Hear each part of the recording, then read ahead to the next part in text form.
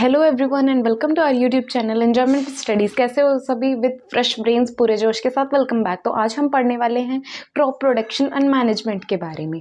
Crop production, crop का मतलब जब नाम सुनते हैं तब हम एग्रीकल्चर की याद आती है। एग्रीकल्चर जो है वो खेती बाड़ी से रिलेटेड चीज़ है।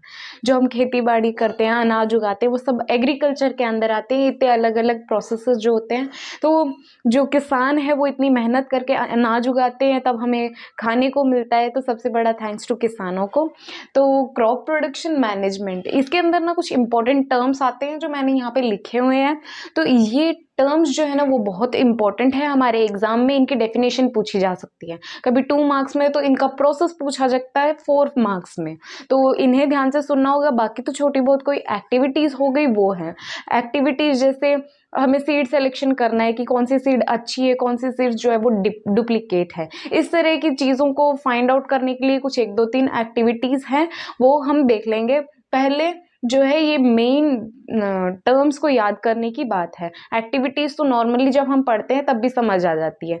तो देखिए प्लविंग लिखा है, तो प्लविंग का मतलब क्या होता है? प्लविंग का मतलब मिट्टी लूज करना। मिट्टी लूज करने के लिए एक स्पेशल टूल आता है जिसे हम हो बोलते हैं।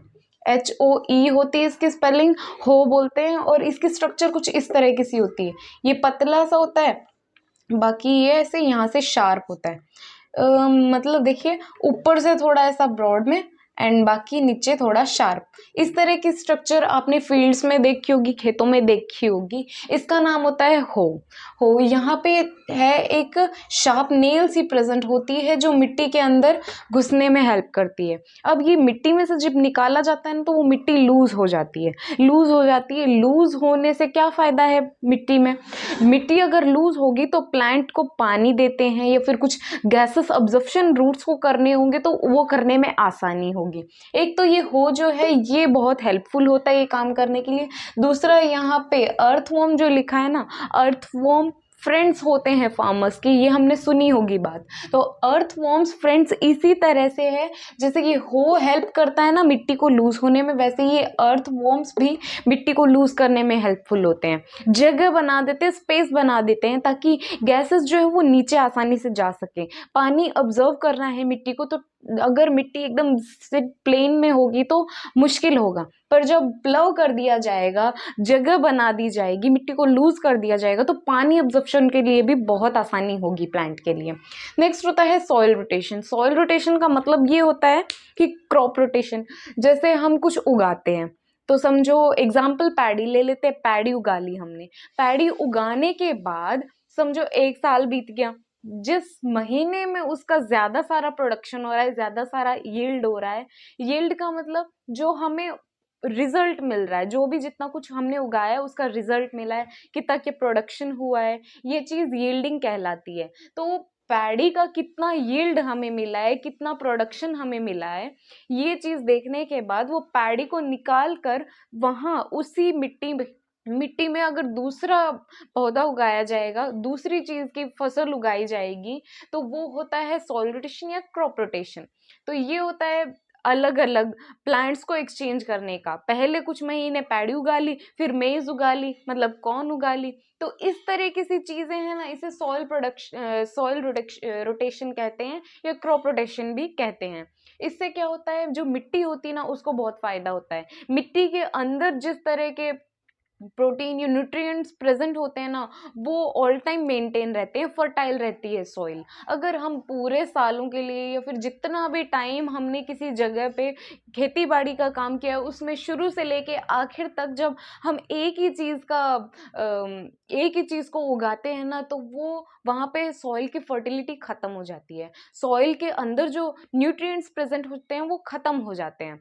तो इसलिए सॉइल रोटेशन जो है, क्रॉप रोटेशन बहुत इंपॉर्टेंट होता है। हमें बदल बदल के है वहां पे फसलों की उगाई करनी चाहिए, दूसरे दूसरे जो पौधे हैं वो उगाने चाहिए। एक सीजन ऐसा होता है कि उस सीजन में हमें उस चीज को उगाना होता है, जब सीजन बदलता है तो दूसरी चीज को उगाते हैं।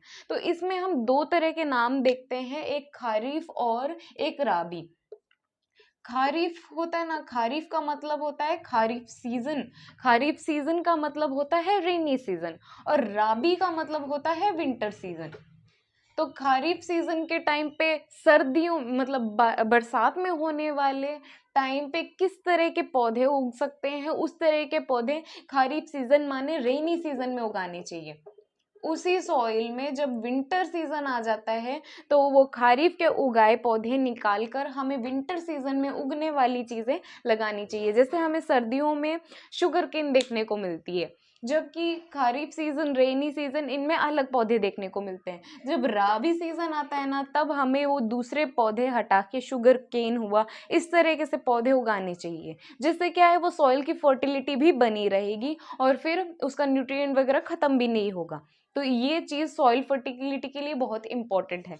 अब बात आती है मैन्योर और फर्टिलाइज़र की।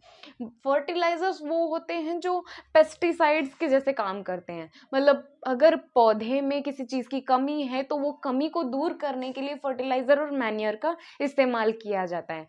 पौधा अगर बौना है तो उसके अंदर जो ग्रोथ का न्यूट्रिएंट है वो सप्लाई किया जाएगा, ये फर्टिलाइज़र कहलाते हैं। जिस तरह के मतलब अगर पौधे में कोई कमी है तो वो कमी को दूर करने के लिए उसकी जो दवाई होती है ना, वो फर्टिलाइज़र होती है। हमारे लिए टैबलेट्स होते हैं, एंटीबायोटिक्स होती है, अलग-अलग तरह की ट्रीटमेंट्स होते हैं। प्लांट्स के लिए फर्टिलाइज़र एक ऐसी चीज़ है। और मैन्योर भी, इन दोनों का वैसे तो मतलब सेम ही है, पौधे में होने वाली कमी को दूर करने के लिए ये रिस्पॉन्सिबल है। डिफरेंस ये है कि फर्टिलाइजर जो होते हैं ना वो केमिकल से मिलकर बने होते हैं, केमिकल से मिलकर बने होते हैं, जैसे फॉस्फोरस, आर्सेनिक हो गया, पोटेशियम हो गया, इस तरह की चीज़ों से मिलकर फर्टिलाइजर बनते हैं। और ये मैन्योर जो होते हैं ना, इन्हें खाद बोलते हैं।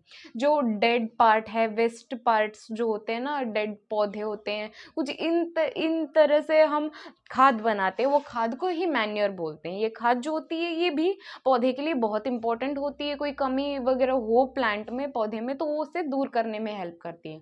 ये चीज़ें होती है मैन्योर और फर्टिलाइजर। लास्ट है इरिगेशन। इरिगेशन का मतलब पौधे को पानी की फैसिलिटी देना, टोटल कंप्लीट फैसिलिटी प्रोवाइड करना वाटर की एक प्लांट को, इसे इरिगेशन कहते हैं। इरिगेशन जो है वो दो टाइप में हो सकता है, एक होता है फ्लोर इरिगेशन और बेसिन इरिगेशन। फ्लोर इरिगेशन में होता है कि ये समझो एक फील्ड का एरिया है, 1 हेक्टेयर है, और इसके अंदर यहाँ पे उगाई गई है फसलें उगाई गई है, तो इसके अंदर ना, ये फ्लोर इरिगेशन के अंदर ये सारे पौधों के बीच में एक एक पानी की सी लाइन या पाइप बिछा दी जाएगी, जिससे सारे पौधों को ऐसे पानी मिलता जाए। ये होता है फ्लोर इरिगेशन। हर एक लाइन के बाद हर एक पौधे की लाइन के बाद यहाँ पानी फैसिलिटी के लिए वो ऑप्शंस रहेंगे। तो ये है फ्लोर इरिगेशन। बेसिन इरिगेशन का मतलब होता है, समझो ये 1 हेक्टेयर एरिया है, तो इसके अंदर ना ये लाइन है, यहाँ पे पौधे उगाए गए हैं, सारे पौधे उगे हुए हैं यहाँ पे, तो 5-5 6-6 लाइनों को छोड़कर अगर वाटर का जो है वो नाला सा बनाया जाए, इतनी बड़े नालियाँ हम देखते इतने बड़े बड़े, जिसमें हम खेलते भी है कई बार। अगर हम खेत में गए हैं, जाते हैं, या फिर जो भी है, सही में ना गांव वाली लाइफ बेस्ट होती है। इसमें हमें बहुत सारे खेत देखने को जो मिलते हैं, तो खेतों के बारे में जानना बहुत इंटरेस्टिंग चीज़ है ये चीज़। तो देखिए, बेसिन इरिगेशन है, इसका मतलब तो ये हो गया, हर 5 या 6 लाइन जो है इनके बाद अगर कोई नाले बने होते हैं वाटर सप्लाई के लिए, बड़े होते हैं वो थोड़े, तो ये बेसिन इरिगेशन में आते हैं।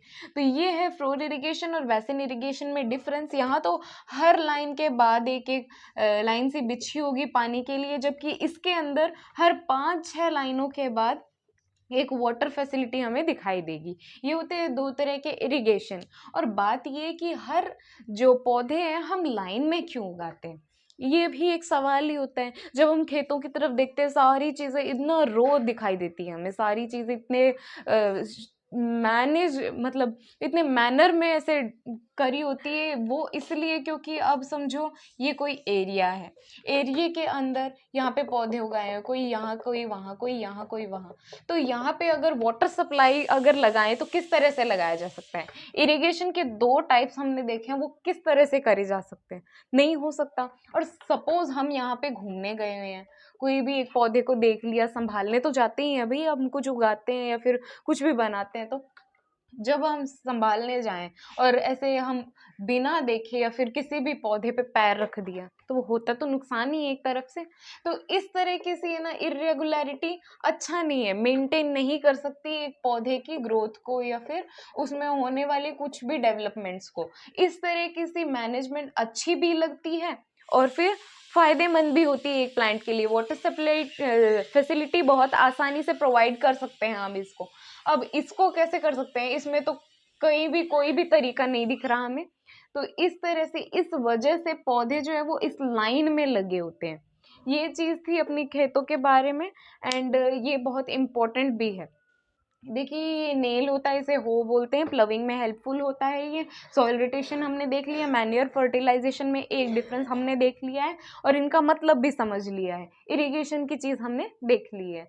तो ये चीज़ थी फार्मर्स और एग्रीकल्चर के बारे में। कितनी मेहनत करते हैं वो, सबसे पहले तो वो सॉइल लूज करना, फिर वो सीड्स को है उधर अलग अलग तरह से फैलाना, उनमें सीडलिंग्स होती है तो उनमें सेलेक्ट करना कि किस तरह की सीड जो है वो अच्छी है, किस तरह की नहीं है।